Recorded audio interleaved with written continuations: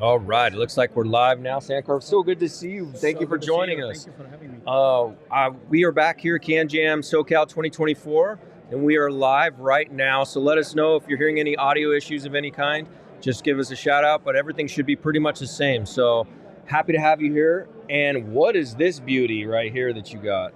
So, yeah, thank you for having us. Yeah. And this is a new Carbon 2 headphone. Woo. So Everybody's been asking about it. It's our second version of the Carbon electrostatic headphone. So we initially started making Carbon for medical applications. Right. And then it morphed into Carbon 1. But like any other headphone we do, even gaming headphones, we take a lot of feedback from the community. It was our first electrostatic headphone.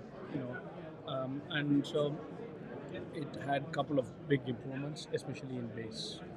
Very nice. It's a very, we wanted to address some of the feedback from the community. So one of them was about relieving the pressure. When we had these electrostatic headphones, especially when we use very thin film.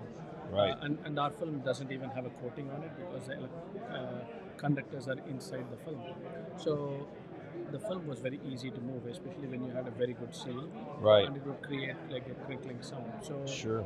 We started working on a research project. How do we eliminate this? And out of that came what we call SLAM technology. SLAM, I love that. SLAM, yeah. And also for because it's kind of synonymous with bass slam, so yeah, that's cool. But there is a significant between Carbon 1 and 2. There's a significant difference in bass, measurable difference, right? And it's not subtle. You can actually hear it very easily. Yeah, and when we were having lunch a little earlier, you were saying the balance between the bass and the rest of the signature just kind of really completes the headphone now and just makes it a premium step up in a way.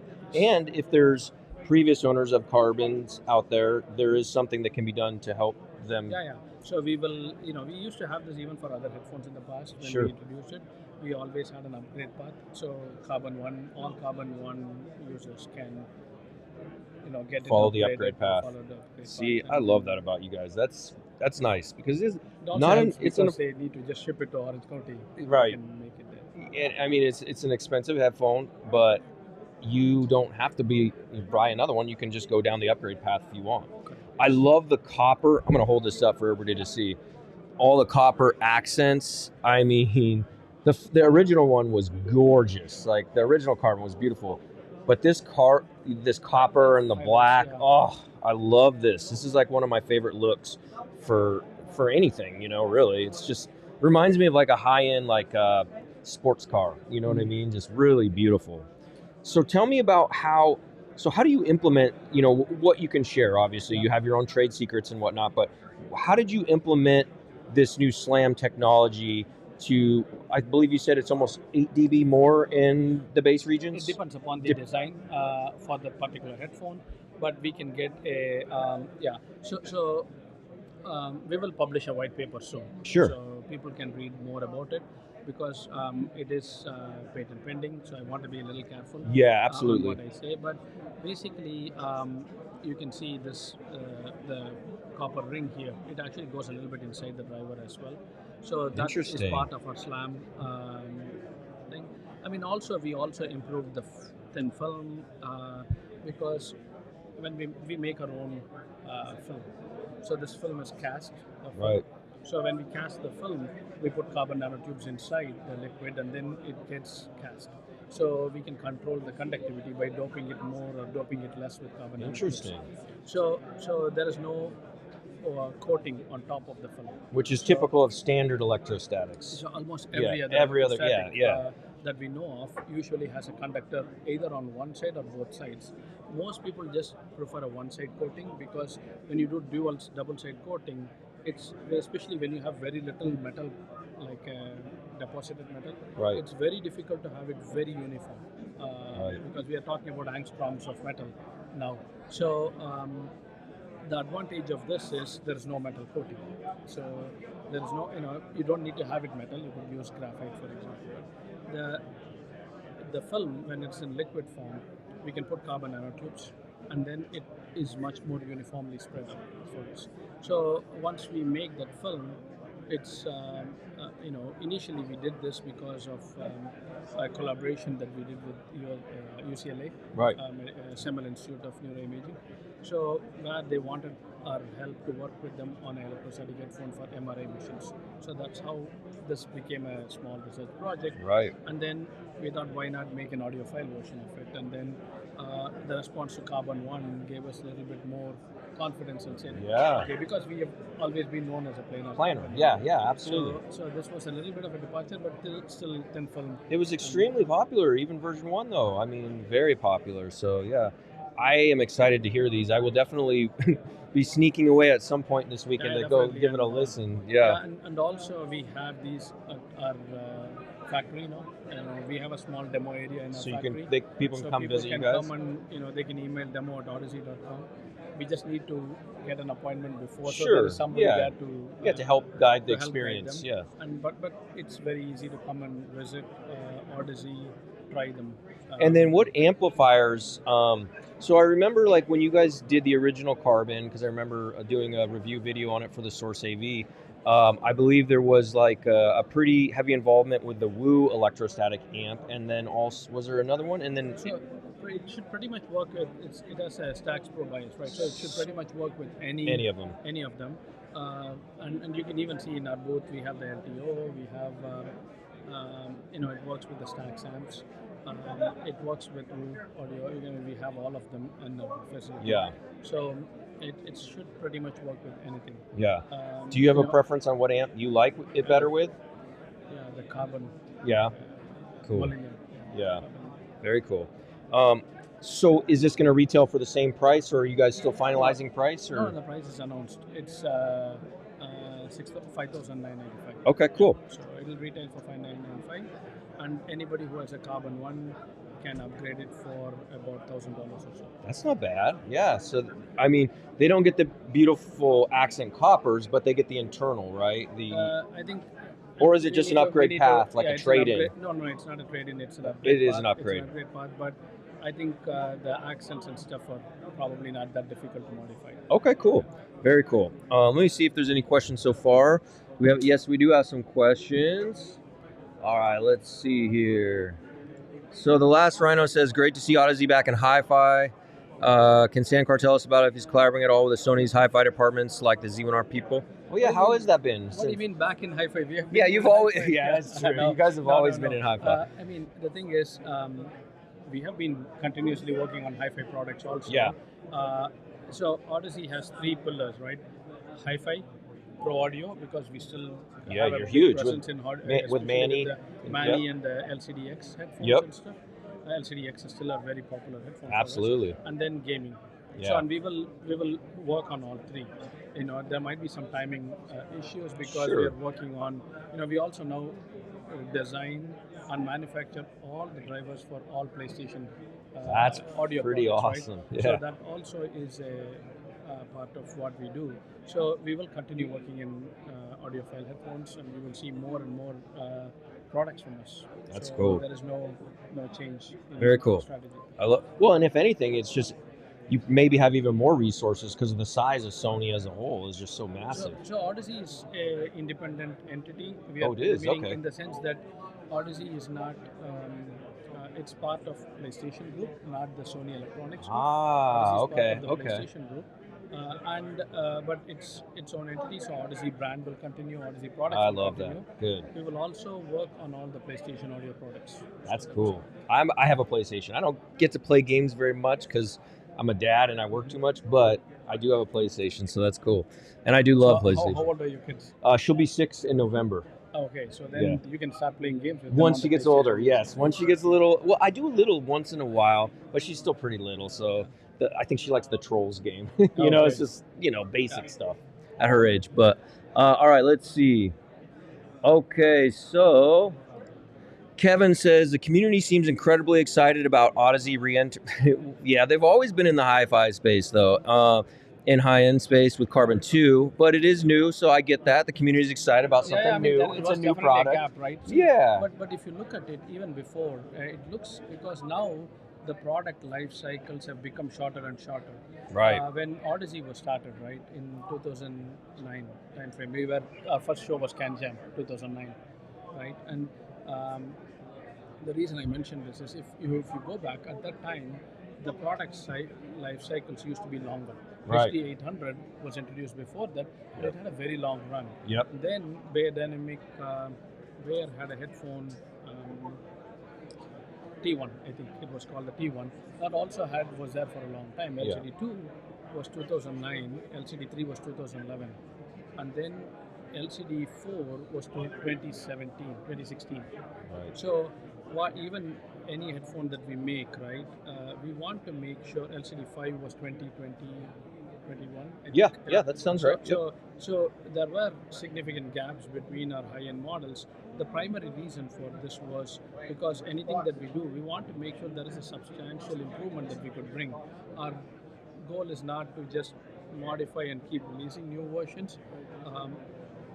So Carbon 2 is a substantial improvement over Carbon 1. Right. So LCD 6 will come when we have a substantial improvement that we could bring to the market. Which is perfect, because that was one of the questions too. Yeah, we always are working on new things, right? Yeah.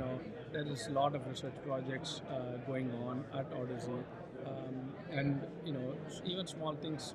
For example, what we did in Maxwell, a lot of those things came in handy when we do our high-end headphone models also. So the technology goes from high-end to low-end, but a lot of assembly and things like that we do for the Maxwell headphones also percolate upwards. Right. Well, and as a consumer, right, because we're all consumers too, we buy stuff, but as a headphone consumer, it's almost nice if you're buying a flagship headphone that you do have a little longer life cycle with it, so you don't feel like, hey, I just spent all these thousands of dollars and then it's replaced like a year later, so for me anyways. So we have been, and also that's one thing that some people do not like this, but we still sell our LCD2 headphones. Yeah. We still sell LCD. I like the LCD2s. LCD2s, LCD2s that we made in 2009 are probably quite different from the LCD2s we make now in the terms of, but it's the same magnetic structure that we have consistently maintained. It's very unique even now. But what I'm saying is for us, we would, if there is a small improvement that we could do, like it's not a substantial improvement to be a new model, we would probably put it in the same.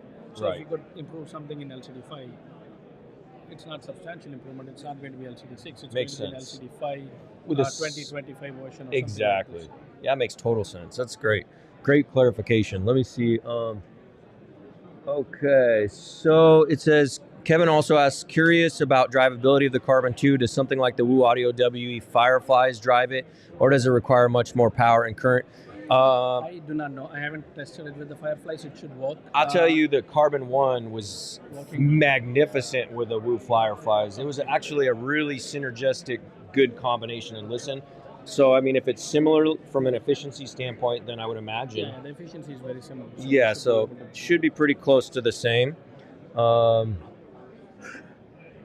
All right, it says, Carmine says, Toronto checking in. I'll be checking these out at Audio Fest, so he's going to come visit you guys. We'll be at Audio Fest, yeah. And then he also said he's loving his LCDX 2021 Creators Edition. That's a very popular kit. Like, I have a few friends that are music producers, and that's what they like. That's their go-to. It is still our best-selling headphone. It makes sense. Yeah. LCDX is almost, you can go to almost every studio, Metropolis in the UK, or even ARR studio in India, you will see LCDXs. Yeah, and the same with my buddy that's a music producer. He has friends that produce, and they all have the same headphones, so that when they're mixing and helping each other, they know the sound, which is nice. So, so I think we answered that question. Carmine, the Energizer specifically, it's the same kind of standard connection. It's a Pro Bias, yes. Yeah, Pro Bias X. Anything, you can plug it into almost any Energizer. Yeah, it should work. So you should be fine there, and about the same efficiency as the original Carbon. And then it says, Perp Dolo says, is there any chance there will be another LCD4 released? LCD4? Yeah. I mean, LCD4, I think we still sell the LCD4, so it's probably the 4Z. The 4Z, yep. Yeah, I mean, I don't know if we have a specific improvement on LCD4s, but we are definitely working on multiple new products. Uh, he says he really liked the bass of the LCD4. Okay. It says Leon says we need LCD4 drivers in the LCD4Z. Yeah, Okay, yeah. I you mean, have you a can very see. vibrant community. Yeah. You can see we take feedback seriously, right? So, one of the things that even in Maxwell, for example, we took a lot of feedback from Mobius and Penrose and we implemented it in Maxwell. Same with Carbon. We will take feedback obviously seriously. Yeah, that's great. So keep these comments coming, and you can always forward those also directly to Audeze. They're listening, so Yeah, I mean, and we are pretty accessible. yeah, very. Just down the street and. Yep. So the last rhino says, I have the budget. What would be the reason to pick up the LCD MX4 over the LCDX for pro audio? That's a good question. So the MX4 is a little bit more efficient. So easier to plug in wherever you go. Whatever you do, than LCDX. And probably a little bit more resolving, maybe, or not resolving, but the drive mechanism in LCD X compared to MX4. MX4 is very similar to the LCD4. Okay. The efficiency is more, and we also had some new things like uniforce diaphragms implemented in MX4. Yes. So the distortion is probably slightly less. Okay. Cool. Great questions, guys. Okay, so here's some more feedback. He would love to see a closed version of Manny's line.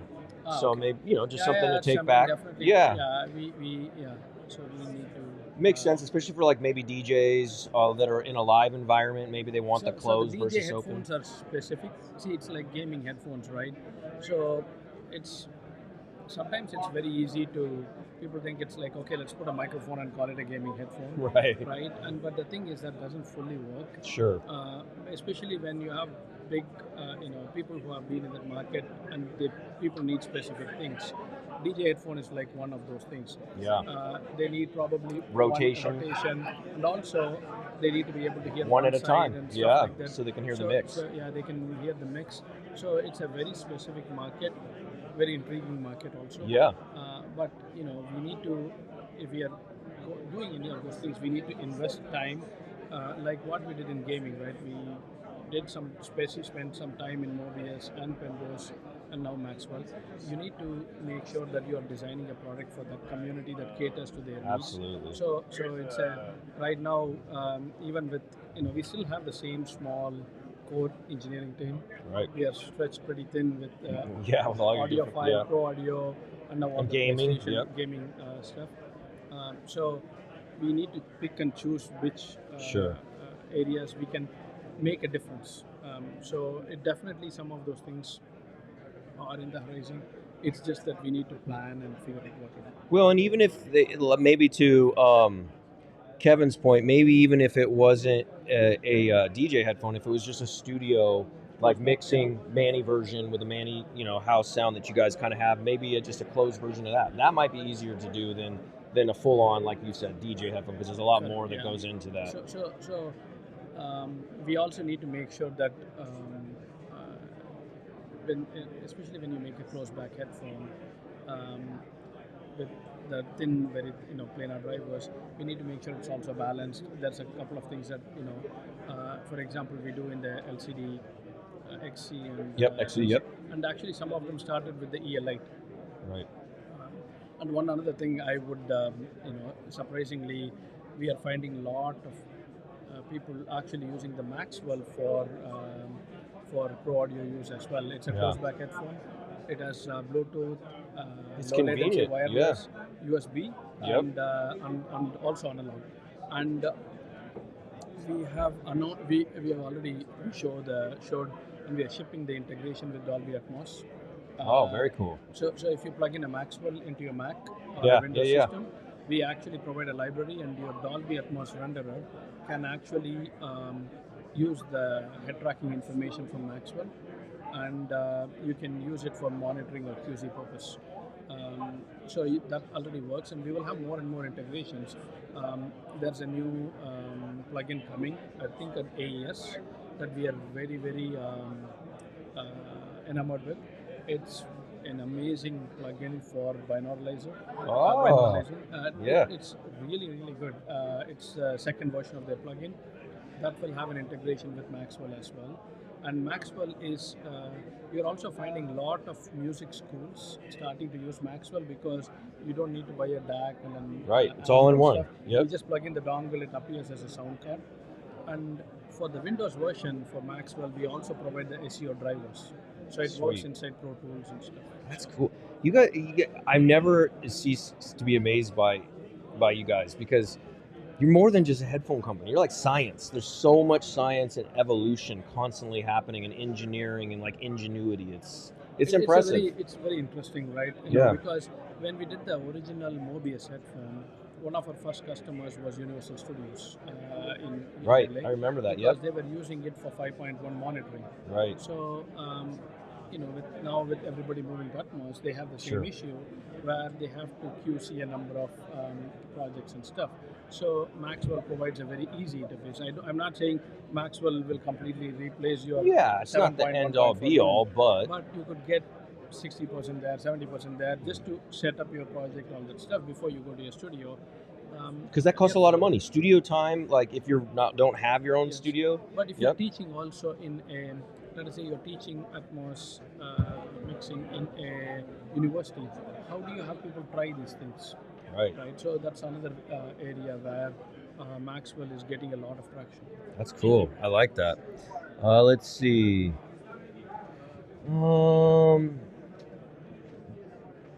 They want to. It says Dixer wants a electrostatic dongle. That would be pretty.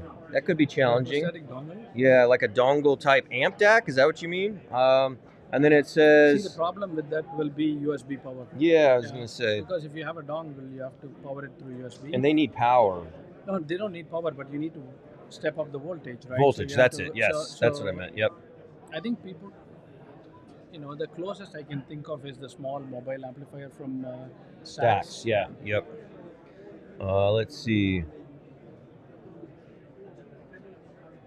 And then Carmine loves the carbon fiber headband for his X's. He liked the weight savings on it, so he appreciates that. And then we answered this earlier, Carmine. The MSRP is going to be $5,900. Yeah. So that, and then if you. It's about $6,000, and then if you have the old version, you can also upgrade. You have an upgrade path, or for an extra $1,000, you can get basically the same sound. Carbon 1 owners can send it for in. $1,000. They can get a Carbon 2, and they just send them directly to Audeze, and then you guys upgrade it, and then it goes back. That's pretty sweet. Let's see. Kevin says, see an updated wood option on the LCD. He's excited. Was excited to see an updated option on the LCD2 along with revised cable options. Any indication on upcoming wood options on LCD3? Not at the moment, yeah. So LCD3 has always been Zebrano wood from the very beginning. I don't believe we have ever changed it. LCD2 always had different wood options. Initially it was Caribbean rosewood, and then it changed to bamboo for a while. We even had aluminum rings, Shadua, and now the new wood looks gorgeous. Yeah, it's very pretty. Yeah, so it is a reddish glow into it. So LCD2s we have always experimented. Primarily, sometimes it was because we couldn't get the wood. Right. But LCD3s always have been Zebrano. It'll be interesting to see. Yeah. Very cool. What you can share? What do you see? Obviously, you have your three divisions. You got the gaming, you got the hi-fi, and then you got the studio kind of situation and sound. Which one of those areas, obviously we have a new hi-fi product. Do you expect to see new products coming more quickly in the gaming realm or more quickly in the studio mixing realm? What do you think will be the next big thing? Without, share what you can only share, obviously. So we don't have three divisions. It's the same group. Three focus points. Yeah, that's what I meant. Three main focus points. But it's the same group of people working on all three. So we will have all three. Next year we will probably work on all three. Very cool. We don't, the biggest focus for us over the last year was scaling up our production to meet the PlayStation demand. Yeah, because that's a huge demand. It's a huge scale up.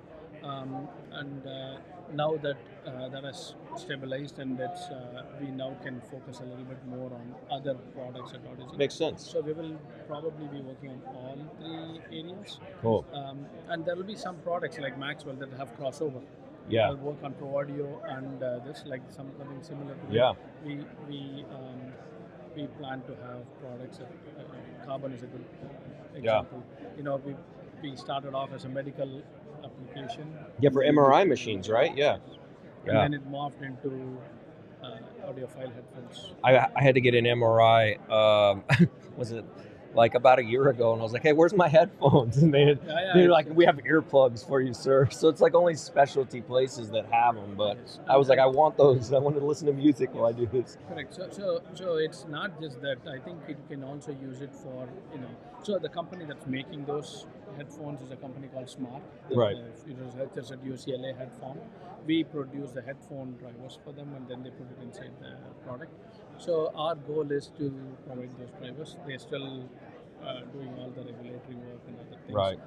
And it's a long-term project. Sure. Yeah. Well, and it's. I remember when it first came out. It's also very rewarding to help children and people that had fear of those machines. Like as a father, I was immediately like, man, that it's more than just a company making something to sell. It was like a company with a vision to help, and I love that. That's cool. We call it a purpose-driven headphone. There you go, purpose-driven headphone. That's right. Let's see here. It says the LCD-XC sounds fantastic with a Cayenne RU7 dongle. So somebody just said that. It says, okay, it says. Oh, okay. I should try that out. Yeah. Some guys are discussing some stuff with pads in the chat, and okay, so let's see. So we have, what time is it? We got about maybe 3 minutes left, guys. So if you have any other questions specifically about the Audeze Carbon 2 or any other of the areas of focus of Audeze for Sankar, let us know now, and we can get those questions in there. How do you feel about this year's CanJam? It seems bigger than last year, right? It seems also busier. And I think the lights are a little dimmer. Yeah. Because it looks a little bit more cozy. Yeah, you're right. Yeah, it's like a little warmer feel in here. Yeah. So, and, but it's, so the big difference I feel in CanJams now is earlier we used to have a handful of headphone companies and a lot of amplifier manufacturers. Right. And I think now it is more the other way. Flipped around, A lot of headphone companies and few amplifier manufacturers, if any. But in the initial days, we used to have Eddie Current, Ray Samuels, all these guys used to have booths. I think now it's more, I think it's evolution of the... Yeah. Cool. I'm going to hold this up again because I can't wait to get this in to review it because this is just gorgeous. I mean, we got like a bug flying around. But this is just, so you guys can see that. Maybe I'll hold it here, it's better focus. I mean, it's got that same type of pattern that you had on the original, but instead of the silver, you've got a copper and then just the axe. I mean, this to me is easily one of the most beautiful headphones I've ever seen. So this pattern is, we created this a long time ago. Yeah. It was a pattern inspired by a ship, AMC ship kind of. Oh, really? Oh, that's cool. Jan Stillerman, who is our designer, designed this pattern. I think it was initially done for the medical headphone in about 2016-17 time frame, and because it was electrostatic, we wanted something other than the A grill. Yes. Well, even the attention to detail, like even the stitching underneath the headband, if you guys can see that, is copper. Like, I mean, even that attention to detail, and then the stitching on the top, it's the accents. I mean, that to me is like taking it to the next level of just really completing the look. So bravo, well done. Thank you. Yeah. Let's see if there's any other questions, and then we can wrap up here.